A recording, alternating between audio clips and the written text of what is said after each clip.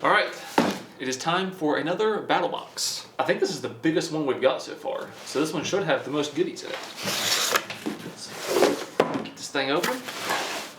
So first thing we got, probably why the box is so big, looks like we have a Coleman propane lantern case. Obviously I would assume there's going to be a lantern inside of the case. We have some type of blanket, fire resistant wool blanket. I don't know what you would use that for. Like, is it just supposed to be used as something that's fire resistant? Or is this just supposed to be a regular blanket that just happens to be fire resistant? I guess we'll figure that out. This is kind of ironic. We have the Zippo Typhoon match kit. I've made, I think, 3 videos, either 2 or 3 videos about storm-proof matches, but I think 3 videos featuring these exact matches.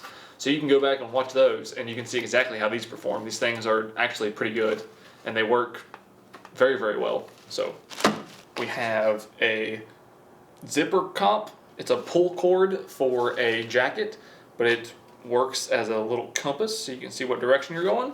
We got bonefish something. Fishbone knotless rope tie. Oh, so this is like, I mean, actually I don't really know exactly what it is. It's like a device that you can wrap a rope around in different like patterns to like lock it in rather than actually tying a knot in the rope.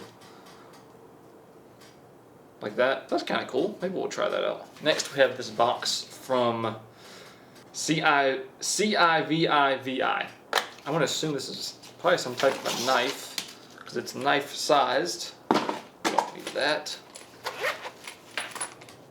Oh, it is a knife. That's a really light knife. Ooh, that's nice. Has a nice big blade. Of course, razor sharp. I have some tests we can do with that. It even comes with a nice like wool case and a cleaning cloth. And then last but not least, we have a Lord & Field Bushcraft blanket and sleeping bag carrier. So I would assume that this is for this, so that you can wrap it up and use this. You can wrap it around it and then use this as a handle and carry it around.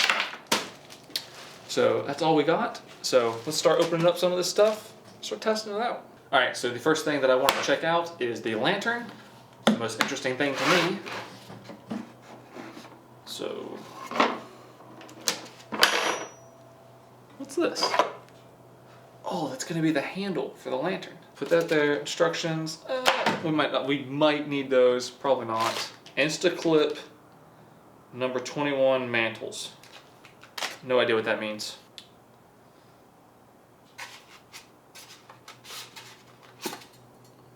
Okay, we got this piece. We got this piece. I don't think we need those pieces. We have this piece. We have all these pieces. We don't need this case anymore. Okay. So can I put together a lantern without instructions? We're gonna see. Yeah, this is the base. Okay. Okay. Heat shield must be installed before use. I'm gonna assume this goes like here or something. Danger, carbon monoxide hazard. This appliance can produce carbon monoxide which has no odor. Using it in an enclosed space can kill you. That's always good to know. I always wanted to know if my lantern was gonna kill me whenever I used it. It's very reassuring. I think these are the things that light up. I don't know why that package is being so difficult. What do they call these? Mantles? To me they look like socks. It's gotta go like that, right? And maybe add a little twist to it. Keep it on there. I mean, that makes sense to me. I'm gonna assume that this just stays here. Okay, this just shows this heat shield sitting in here. Now, typically with this thing, you would be using one of those, why can't I screw this in? With this, typically what you would have is one of those like fat green propane cans that are made by Coleman, and then that would sit down inside of this base and it would like actually fit snug inside the base. I thought I had some of those, but I don't have any of those, so I'm just going to use just a regular propane can. So now, I guess we just need to get our match ready. Oh, I hear the gas. And we're just going to...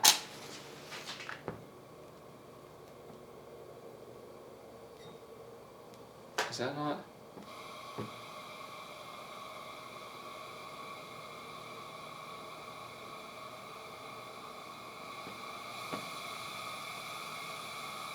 Is that how it works? It is gonna work. Awesome. That thing is bright. Turn that down just a little bit.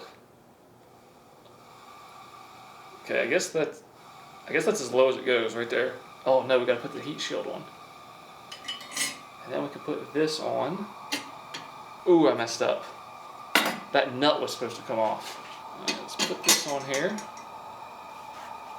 Then we can put the nut back on here. Put our little handle thing on here. Oh, look at that. Now we have our little lantern.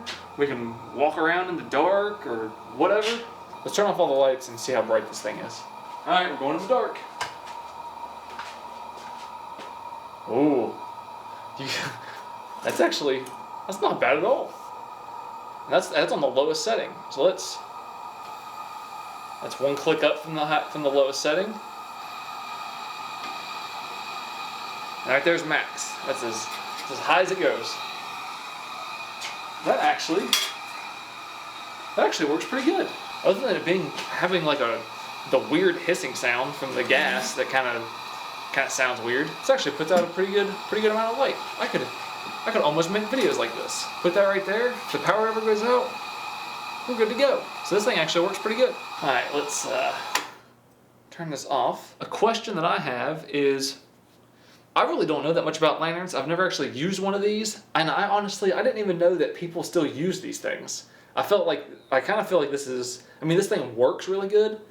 I just feel like it's kind of like outdated technology. You know what I mean? It's just kind of like 1980 type stuff. Usually, if you want a lantern now, we have like battery powered lanterns that last for like hours and hours and hours and hours. That would last, way longer than a propane tank. So I feel like it's kind of outdated, but I mean, it works well. I want to see if you can just keep relighting those like little sock things though, or if they eventually just like, when they're done once, they just like fall apart or what. So I'm gonna try.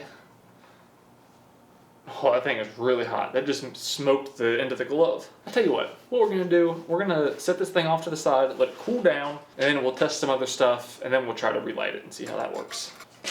Alright, next we're going to be testing the Zippo Typhoon Matches. This is a bottle that I've had from like I said, the last 3 videos or so that I've done on these. But we are going to do the same test again. We are going to test the two big claims, waterproof and windproof. So I have a jar of water here. This is what they look like. They have, I don't know what this coating is. It's just like whatever mixture is on the tip of a regular match, it's that, but the whole length of the match except for this last little part. Here we go. 3, 2. Really? I think the striker pad's kind of wore out. This is not a good representation of how these matches work. This thing has been left outside. It's been in water, all kinds of stuff. Since that striker's not working, we'll just open this one up. 3, 2. Since those matches were also out of that other container, maybe those matches are bad. Let's just use the matches out of the one that we got. If that right there doesn't describe how my entire life goes, I don't know what does.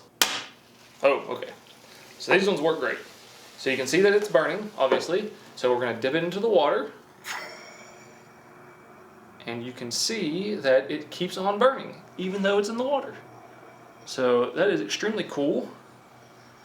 I do not want to smoke out the garage. You can see, pull it out, lights back up. No problem. I do not want to smoke out the garage too bad, so I'm just going to put the lid on it. Oh, alright, I think we're good. We've got most of the smoke trapped in there. So we proved that they are waterproof, but what about windproof? So got a little holder here for our match, and then I have my leaf blower that I don't remember how fast it blows, maybe 180 miles an hour, something like that. It blows really hard, so we'll see if this can put out that match. Really? Are you not gonna light with that? It's really not gonna light with a regular lighter? There we go. Alright, here we go. 3, 2, 1.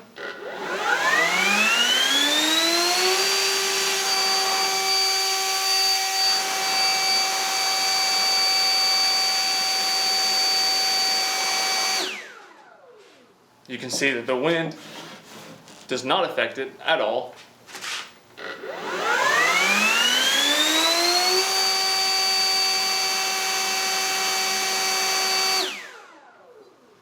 Just comes right back every time.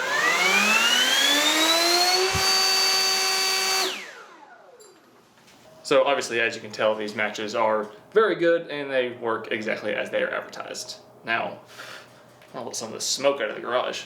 Alright, so now let's jump back to our lantern. Now that is cooled off, see if these little things are reusable. Probably should have had a match ready.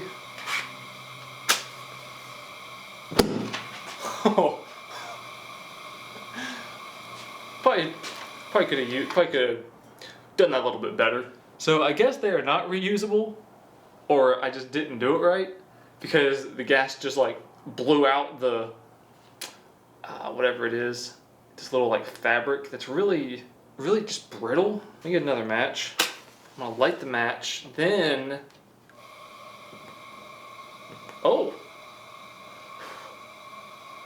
maybe they are reusable. You just gotta do it right and not let the gas build up and then jam a match in there and let them explode. I mean, you can kind of see I don't know if you can see it, there's a little bit of fire shooting out of the bottom where there's a hole in it, but I mean, it still produces light. I'm gonna assume that as long as you don't do what I just did, they'll last for a while. I don't really know exactly how long, but they are reusable, so that's cool. Even though I feel like it's kind of like caveman technology in a way, it works and it does what it's supposed to do, so it's good.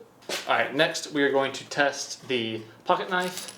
I have a couple tests for it. Obviously I have the water bottle, that's probably the most important test. This blade is really nice and thin, has a nice grind on it, very sharp. First test, obviously you gotta do a paper test. Oh, look at that. And of course I'm gonna mess it up. That is nice. Okay, I think you get it. It's sharp. Now, the most important test of them all, can it slice through a water bottle? We all know this is the most scientific, this is the most useful test that you could possibly do with a knife. So, we're gonna see if we can slice right through a water bottle. 3, 2, 1.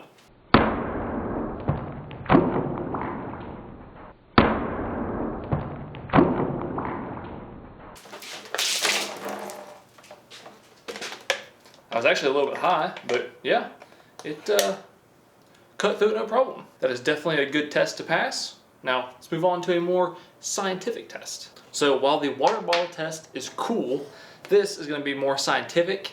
This is called a sharpness tester. What it does is it has this little thing right here that has a piece of line across it that's, I don't know exactly what kind of line it is.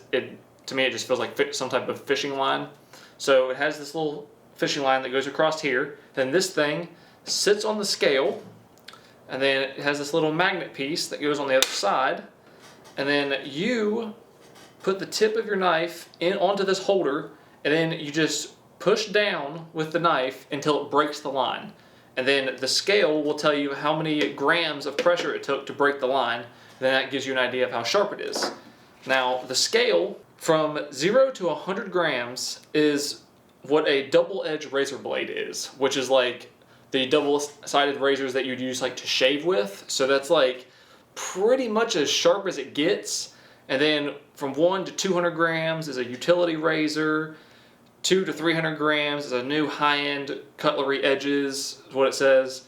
So it just gives you a good idea of how sharp your knife is or whatever. Hopefully, being brand new, hopefully it's in the at least under 200, because under 200 would make it as sharp as a utility razor blade, which, as we all know, is extremely sharp. We're just gonna put it in there.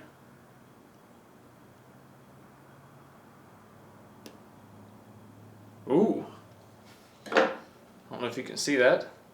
205. 205 is a new high-end cutlery edge, technically, but 200 is a utility razor blade.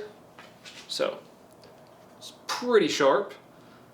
Let's do that again just to keep things consistent. Also, while I'm doing this, the way this works is there's a spool of that line underneath of this thing, and it just pulls up through. So I can just like pull out a new piece of line, and then put that piece of line across there, and then just wrap it around here, and we got a new piece of line to test with. Let's go again. Wow, this thing is accurate. It's exactly 205 grams again. This thing is 205. There's no, I mean, that was twice in a row. So this thing is just a tad bit less sharp than a utility razor blade, and as sharp as a new high-end cutlery edge. So, other than the sharpness, I mean, it feels good in the hand. The handle is just a little bit shorter than what I would like, but other than that, this knife is good. I like it. All right, now we are going to kill two birds with one stone. We're gonna give this a try. Then we're gonna take a look at this blanket. And I'm just gonna roll it up just like that. All right, so you strap this around. Well, it just pretty much just works like a belt. Put that through there.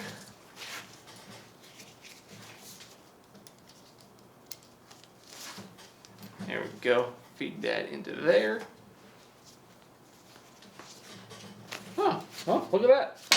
I don't really know that I'm a huge fan of that. Maybe if you strapped this thing up and then like fed this part onto like the back of a backpack or something, or because I can't really see like using this as a carry handle, like you'd carry this around like it's a purse or something. If you were to use this to like use it as like a hook it to a backpack so you could carry it on your back or something, I think that'd be pretty useful. I'm not really concerned with anything about this blanket except for the fact that they say that it is fire resistant. If this was just a regular blanket, I would just say, hey, you get a blanket and that's it. But since it says fire resistant, we have to test that. All right, we're gonna go right here. All right, here we go. Oh, that smells bad. And it already burned through to the second layer. What kind of fire resistance is that? That was literally like 1 second. Yeah, what kind of fire are you resisting then? Maybe it's just fire resistant against like a lighter or something underneath of it. Let's see if you can see it burn through. Yeah, you can see it burning through. Yeah, you can see it smoking. Then you can see the big burn spot. What kind of fire resistance is this? It's literally on fire. Oh, it's going out. I was thinking that maybe it's fire resistant because it doesn't stay on fire. I mean,